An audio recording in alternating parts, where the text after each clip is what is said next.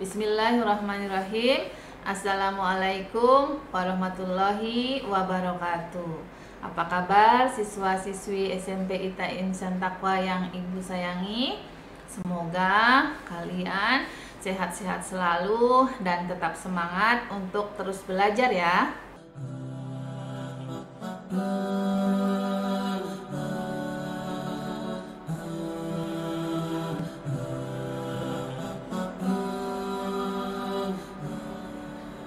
Hari ini kita akan belajar tentang lembaga sosial.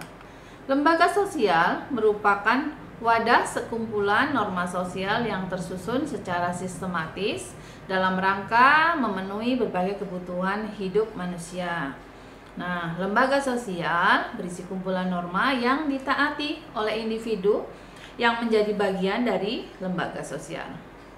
Norma tersebut bersifat tertulis dan tidak tertulis serta memiliki kekuatan mengikat. Dari sini kita bisa mengambil ciri-ciri lembaga sosial. Ciri-cirinya adalah yang pertama, lembaga sosial itu memiliki simbol. Simbol menunjukkan tujuan dan fungsi lembaga. Kalau kalian sebagai siswa-siswi SMP ITA Insan Taqwa punya lembaga sosial untuk siswa yang namanya OSIS. Nah, OSIS itu ada mempunyai simbol atau logo OSIS ya. Dan kalian Ibu yakin sudah tahu logo OSIS itu seperti apa. Kemudian, ciri-ciri lembaga sosial yang kedua memiliki tujuan yang jelas. Nah, lembaga sosial memiliki satu atau beberapa tujuan yang disepakati bersama oleh semua pihak yang terkait.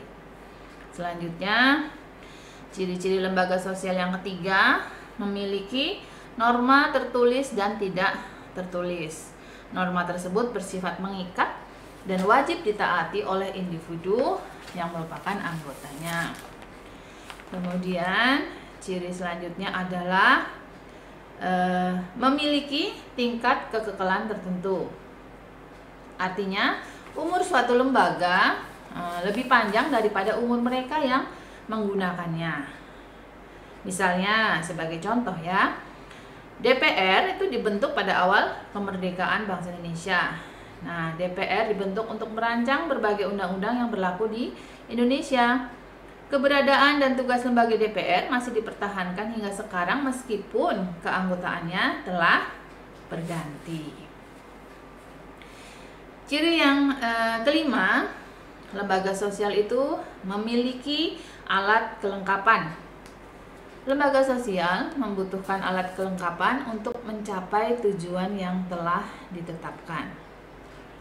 Ciri yang terakhir adalah bahwa lembaga sosial memiliki pola perilaku. Lembaga sosial berkaitan dengan kumpulan pola pemikiran dan pola perilaku yang terwujud melalui aktivitas kemasyarakatan dan hasil-hasilnya. Selanjutnya, kita belajar tentang tingkatan norma yang ada di dalam lembaga sosial. Lembaga sosial dalam masyarakat itu dibentuk oleh norma-norma sosial. Norma sosial tersebut memiliki kekuatan pengikat yang berbeda-beda. Ada yang memiliki daya ikat lemah sehingga sanksi yang diterima pun ringan. Dan ada juga yang memiliki daya ikat kuat sehingga sanksi yang diterima pun cenderung berat.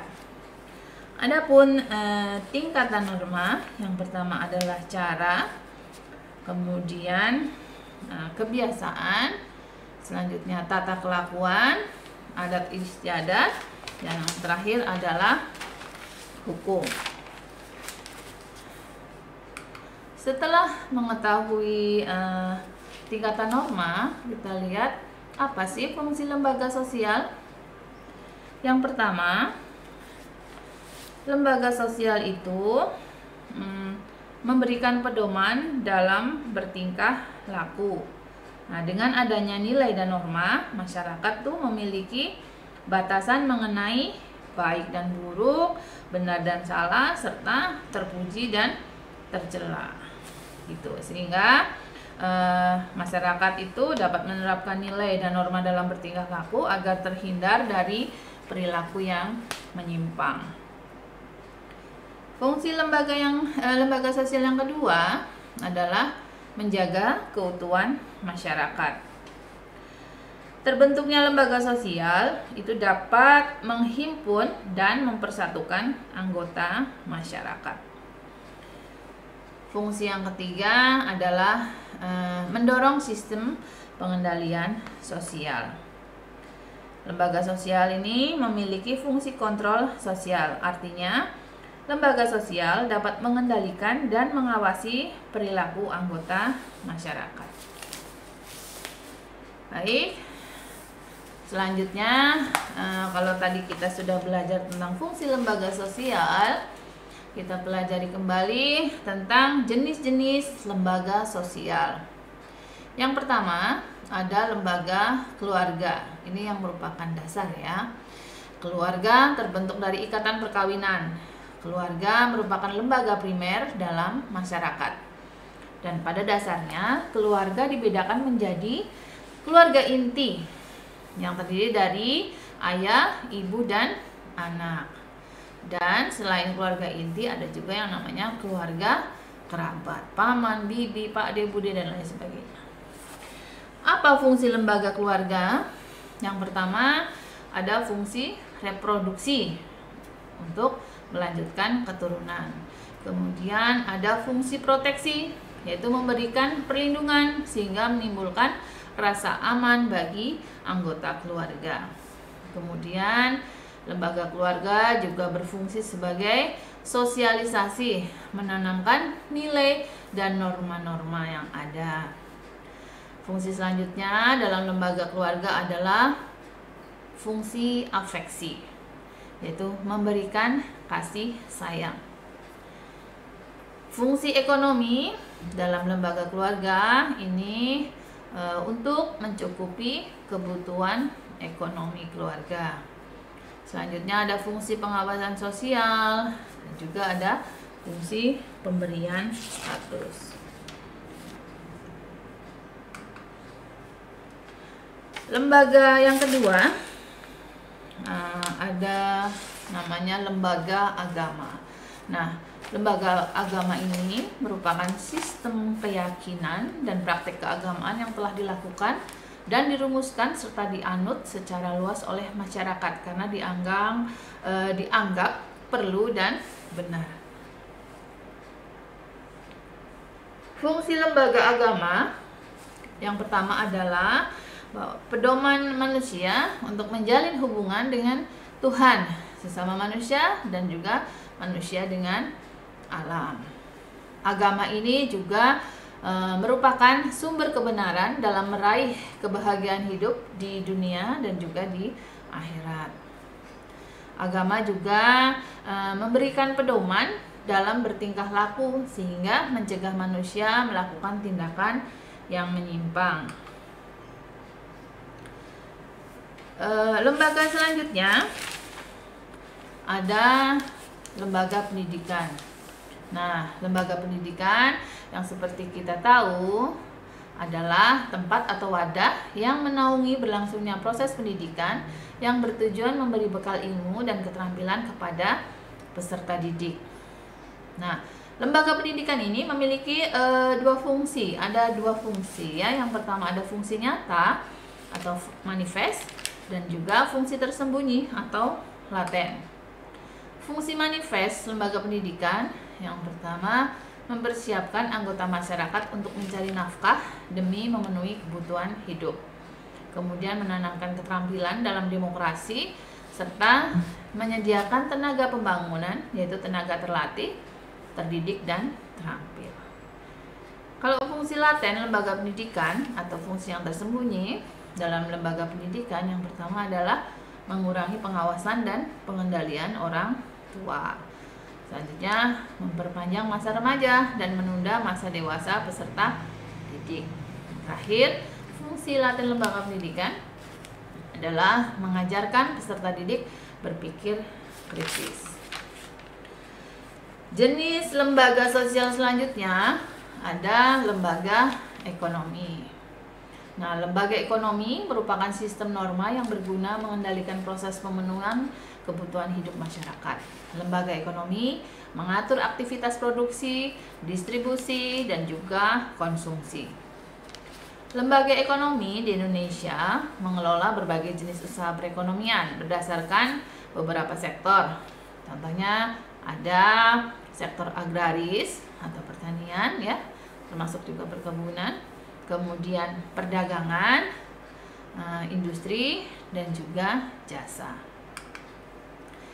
Fungsi lembaga ekonomi itu mengatur kegiatan ekonomi dalam masyarakat, menjaga kestabilan kegiatan ekonomi, dan juga menyelesaikan permasalahan ekonomi.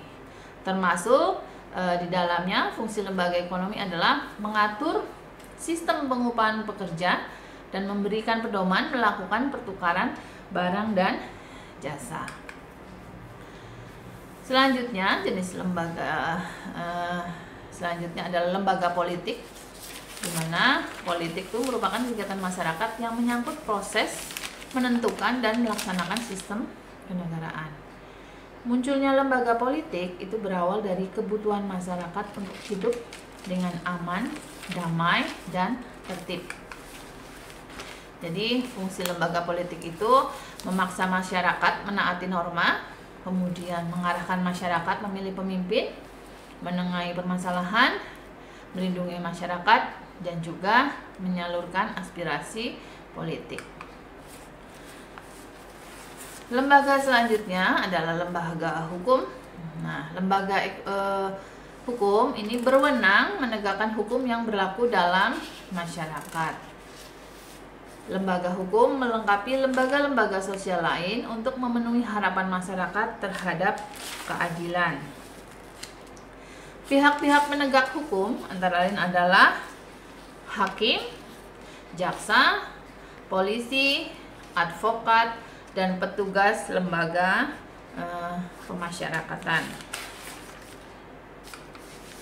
Fungsi lembaga hukum yang pertama adalah melindungi warga masyarakat, kemudian menegakkan the rule of the law, memberikan sanksi bagi yang melanggar, kemudian memberikan pedoman perilaku masyarakat, dan juga menjadi alat pengubah perilaku masyarakat. Lembaga yang terakhir ada lembaga budaya. Indonesia, seperti yang kita tahu, adalah sebuah negara kepulauan yang memiliki keragaman budaya. Setiap budaya di Indonesia memiliki ciri khas yang berbeda-beda. Oleh karena itu, keberadaan budaya perlu dilestarikan. Salah satunya melalui lembaga budaya. Lembaga budaya memiliki peran penting dalam melestarikan budaya dalam masyarakat agar budaya bangsa tidak tergerus arus globalisasi. Demikian materi hari ini. Terima kasih atas perhatiannya dan tetap semangat untuk belajar. Wassalamualaikum warahmatullahi wabarakatuh.